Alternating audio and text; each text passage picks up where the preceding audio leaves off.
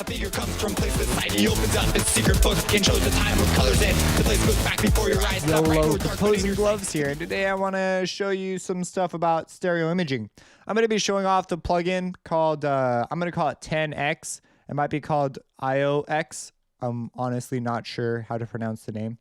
But let me really quick show you sort of what I'm talking about stereo imaging, especially if you've never like really heard of it or, you know, talked about it. So stereo imaging, let me really quick play you an example. So I have this pluck sound, and it's being sent down a send that has a, well, it's a send, so in parallel.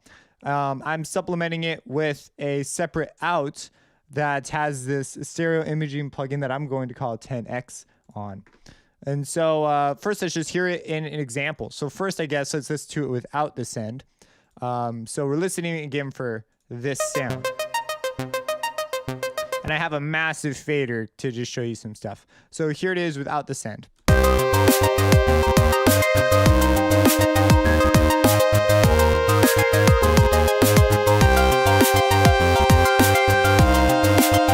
So there's an idea of what's kind of happening. I've been playing a lot of FTL recently, and and a couple other games that have this sort of chiptune stuff in my head. But okay, so let's toss on the send. Well, here's one more time without. Here it is with.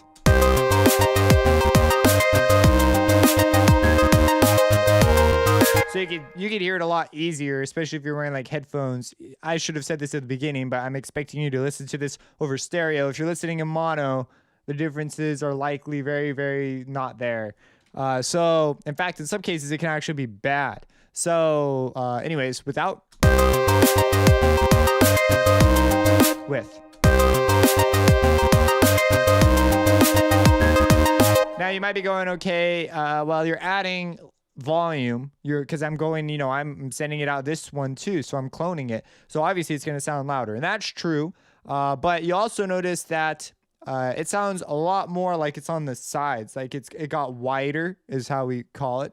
So that ability to do that can oftentimes upping the volume just a smidge, but making it sound wider using a technique like this is often a lot better than just boosting a volume knob. And also it just creates room in your mix, because now, so we have this sound that's in the center, it's mono, both speakers are outputting the same thing. Well, mostly it's got verb and stuff on it too. But then this comes in, and it really, this is a stereo imaging plugin, and there are various configurations. These are plugins you grab generally when you're mixing. They don't sound all that great when you put them on things by themselves typically. It's when you're in a mix, suddenly things like this can really become assets in your toolbox. So I have quite a few of these that I sort of grab all the time. For example, Melda Audio makes a free one. But it works on different principles. This is sort of a bit of a fancier one, and I like it because it sort of responds in a more dynamic fashion. So anyways, all it does is it takes the information that's different in the two channels and sort of messes with that and makes that louder. And so we hear a wider side image, and oftentimes you can get away with messing around with the sides of your mix like a ton. And as long as your mono center is really solid, it's going to sound solid. Especially it'll come across on more systems as more complete, more full. So messing with sides is something that you might consider messing with more often. So, okay, what is this thing doing? Well, it's really, really simple. This particular plugin, it takes our signal in, and we have they've got like this sort of level that you can control with this here big knob. And this one's sort of fancy. It's got this attack and release, which leads me to believe there's some sort of like compressor, but I've also read up a little bit on it. There's phasing that goes on, all this crazy stuff. So let me play the sound by itself. So that's our original sound without anything. And there it is with our sides. So you can hear it comes in on the sides a lot more full, causing it to come across in the mix a lot better. Now the mix isn't really much of a mix. It's just, you know, turned a couple faders up and down. But in this style of music, that's typically, you know, it's not that complicated. But panning's a really big deal too. But we're supplementing panning with this. So we've got our in and out attack and release, but they've also got this hyperdrive setting, which is sort of unusual to have in a plugin like this. So it's kind of cool, kind of a cool second option. If we turn that on, it really begins to mess with our audio. And if we mess with the attack and release, you get sort of like ring modulated type sounds.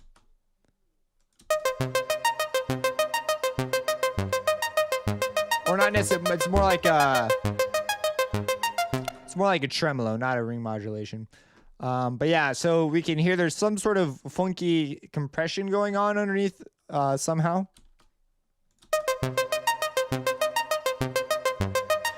So there's some amplitude modulation.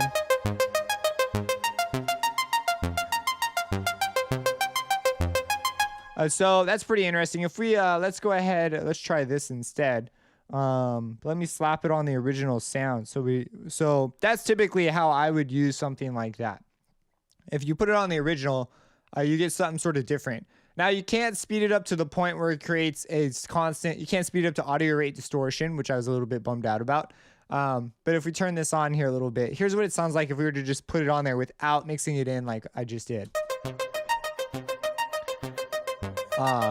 Yeah, so that makes the plugin a little more audible, a little more obvious what it's doing. That's with hyperdrive on. So there's some sort of like distortion or something going on in there.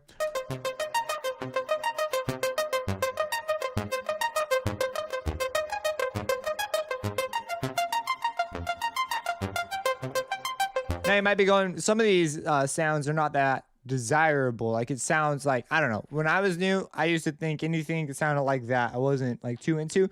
But you would be very surprised at how incredibly useful having that in the background behind another sound can be. Like you heard it earlier. Now I didn't engage hyperdrive without it. It just sounds like it's compressing the sides a bunch. Which is useful too. So anyways, it's one of those nifty handy dandy plugs. You can get it at typewriteraudio.com. That's where you would find something like this because they're the ones who made it. So that's the deal with mid-side. It can really make stuff shine, come out of a mix a lot cleaner. You could try it on a variety of things. That's just one of many cool plugins that can do this. This one responds really dynamically. So a lot of them are sort of static. There's other tricks in the book you can use. You can use like a Haas delay.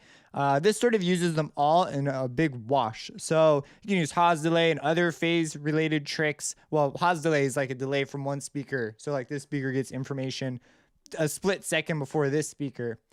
You can set this up very easily with just a regular delay. But this one responds dynamically to information, which is what's cool because to me, having a mix that has a lot of small movement oftentimes just adds an element that makes it feel a little more organic.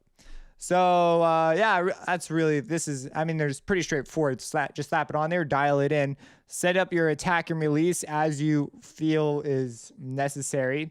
Because it's not entirely clear exactly like what these do, you can maybe it is more clear and I just need to do a little more research, but I just use your ears. That's the best way to do it. I found that if your attack and release are both really low, it oftentimes creates a gritty type of sound. It'd be useful maybe on a bass or something like that relies on a lot of distortion. But a lot of times you want it up, and a lot of times you don't want hyperdrive on. But when you're supplementing it, you may find yourself experimenting and finding out that, oh, this actually sounds really good just as a support layer. A lot of people add a ton of white noise to their tracks. And so it's like, if you can somehow customize that noise a little bit more to be more like your original sound, it can really add a layer that's perhaps, a little more transparent. So this is one way that you could accomplish something like that. Other tricks include, let's see, there's the M Stereo Expander by Melda Audio. They also use a variety of tricks. You can see here they have some filters. They went that route. This one sort of just takes care of all that stuff for you. So I like it just because you can just grab it and go, and you just sort of slap it on, create your effect, and you can just sort of move on in your mix.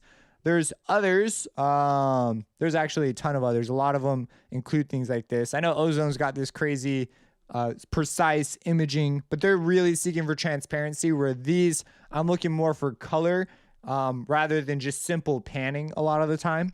And then also FL Studio has a number that I grab all the time. Where is it? Stereo enhancer. It's underneath my stereo tab. Stereo. Oh, it's not underneath my stereo tab. Underneath effects. I don't know. I'm just going to find out like this. Stereo enhancer. And they also have, I grabbed that one a lot less. There's another stereo one. Stereo shaper. So stereo shaper actually has a couple of technical abilities too. This is a plugin I didn't understand for a long time. But basically through different routing configurations, you can create effects. Like if you wanted to set up like a phase shift, yes, check it out. So if we move just like a phase delay between the two signals, we get a movement. Sounds like it's gone this way some. If we put just a straight up delay between the two. And you hear now that produces a pretty like there's a clear echoey type of effect. So maybe you go for that instead of a delay. So I really like this for senses of space. So if you go into their presets, there's a bunch of mixing ones that actually have some special things. Like you could split things into sides and mono and do cool stuff. But so if you want to affect parts of your mix, you can bust it out and then do that. Also in the effects, you also have like I like grabbing these because they just change the color of the sound. So if I'm looking for just a general color move, oftentimes I'll grab the stereoized ones all the time. There's just different ones. Like we have old. I really like the stereoized ones. So there's like one option. Another option. It's just delays, but sometimes just a little bit faster to grab something like that. So just delays like that can be really handy for making things fit in a mix. This is works on similar lines, phase offset, stuff like that. And so I like this because it's got a whole bunch of tricks at once, colors the signal all at once, and I can dial it in with a send. So really, really handy type of deal. But there are some options in case you were wondering. Whoops, I didn't mean to do that. I just won't save what I did. But yeah, so that's stereo. That's